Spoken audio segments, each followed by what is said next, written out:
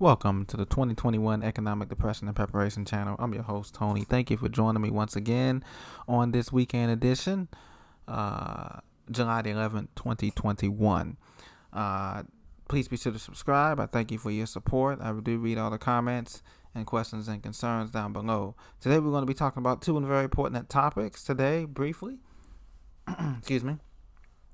We are going to be talking about the minimum wage raising to $15 over the next 2 to 3 years, and we're also going to be talking about the Wells Fargo scandal here. Wells Fargo tells its customers that it's shuttering all personal lines of credit. This was the big story over the weekend.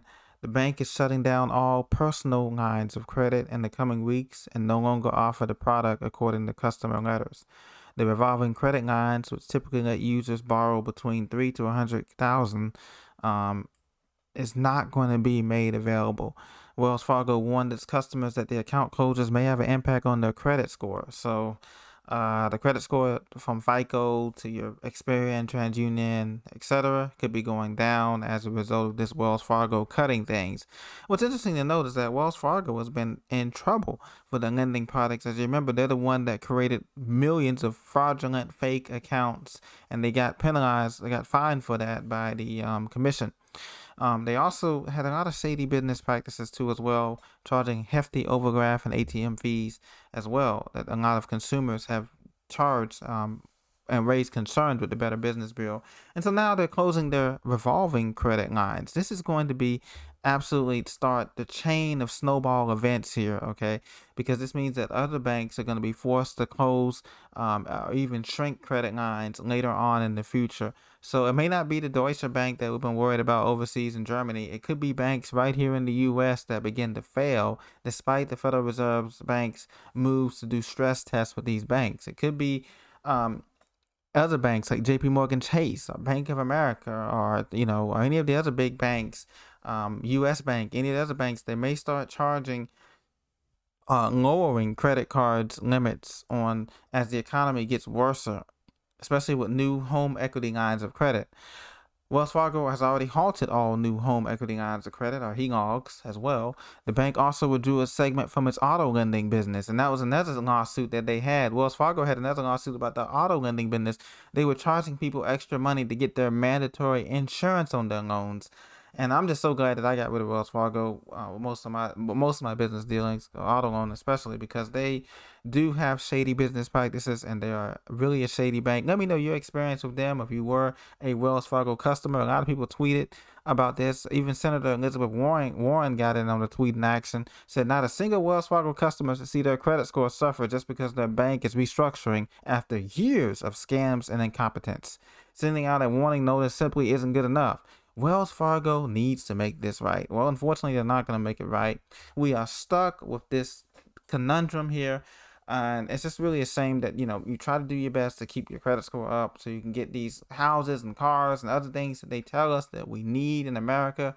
And it's interesting to note in other countries, they don't really have a credit score. In Europe and other countries, they don't really use this FICO stuff that they talk about here in England and other countries. They don't use credit score per se.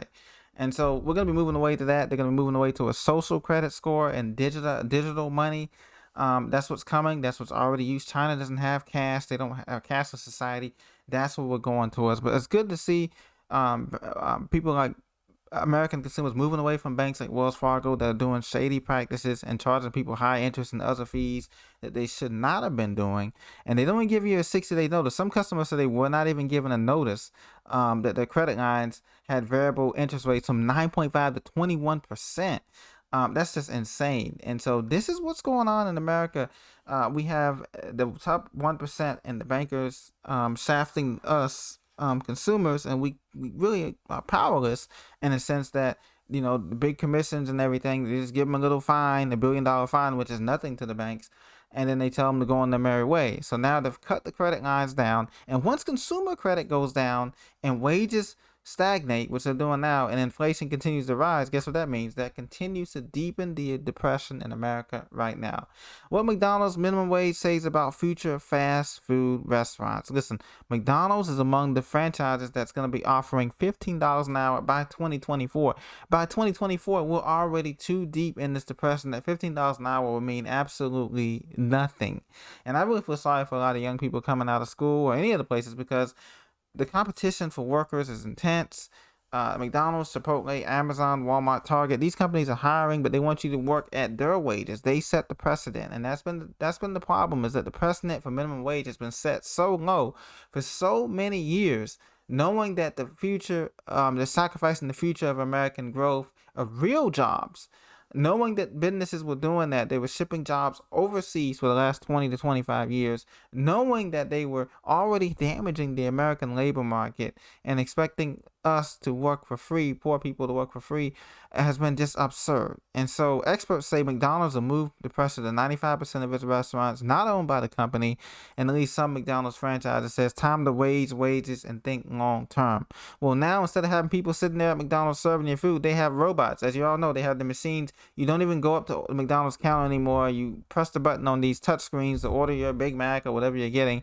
And, you guys have seen that. You go there, you touch the screen, and it comes out, and that's it. So they're getting rid of all these cashiers, all the other jobs. They don't even need cooks no more. They got robots flipping the burgers in some of the newest McDonald's locations that have been remodeled. There's still some old McDonald's that hadn't been remodeled. I'm sure you've seen it in many of these towns.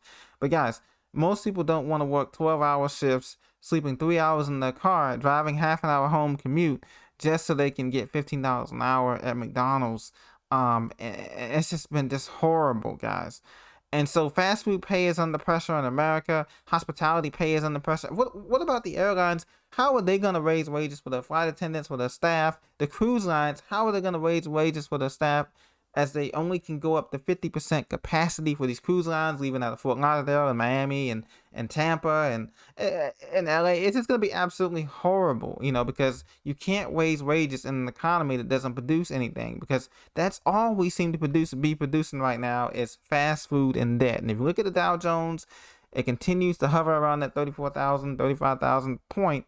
But this is a critical time for small businesses, says Stanford professor. And he's absolutely right, because if they raise the minimum wage, it also means they're going to be raising the other input costs. The food costs have already raised. And let's face it, the food that we get at McDonald's, Subway, and all these other restaurants are not real food. The quality's going down. It's not real food. It's synthetic food. We should be backing away from this food completely. It's made in a lab now, and it's just dangerous, really, personally, unless we have to eat it or we're traveling or doing some other thing. But usually you probably want to back away from this, in my opinion, because they're moving more towards synthetic food, cheaply made.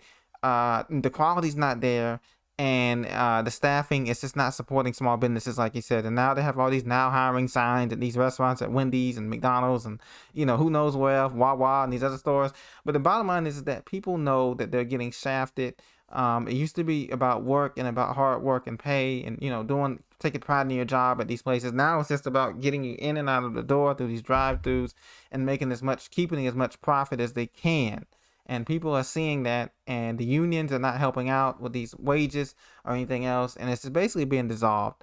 And so this is going to be something to watch heading into the fall time and into the winter time. How many of these businesses keep their now hiring signs open? How many of these businesses actually pay their employees $15 or more an hour to do the work that's going to be required? Because now these people at McDonald's and Taco Bell and other places, they're doing the job. One person is doing 3 or 4 jobs at the same time, flipping the burgers, cleaning the store, unloading the truck, and handling the front at the same time in some of these small towns, and it's just not gonna work. It sounds like what's going on with this U.S. economy.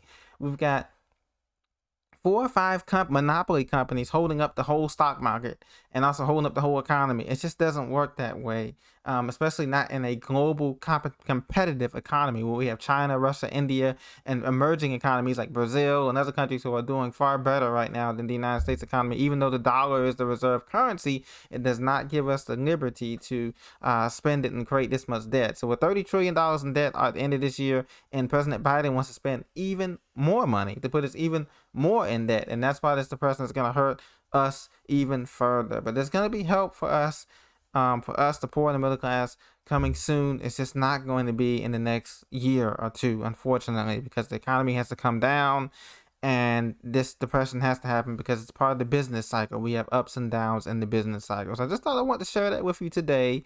And what do you think? Do you think that a $15 minimum wage is going to help you? Is that really improving your life as it is now? Or do you think that the Federal Reserve Bank should step in and do more to give everybody permanent universal basic income? For those making under, let's say, $80,000 or $90,000 a year, they should get a permanent $1,000 check, $2,000 check, and we'll just go from there and become socialism or whatever we're going to become as Americans. Let me know what you think. Comment down below. Thank you for listening. I'll talk to you very soon. God bless.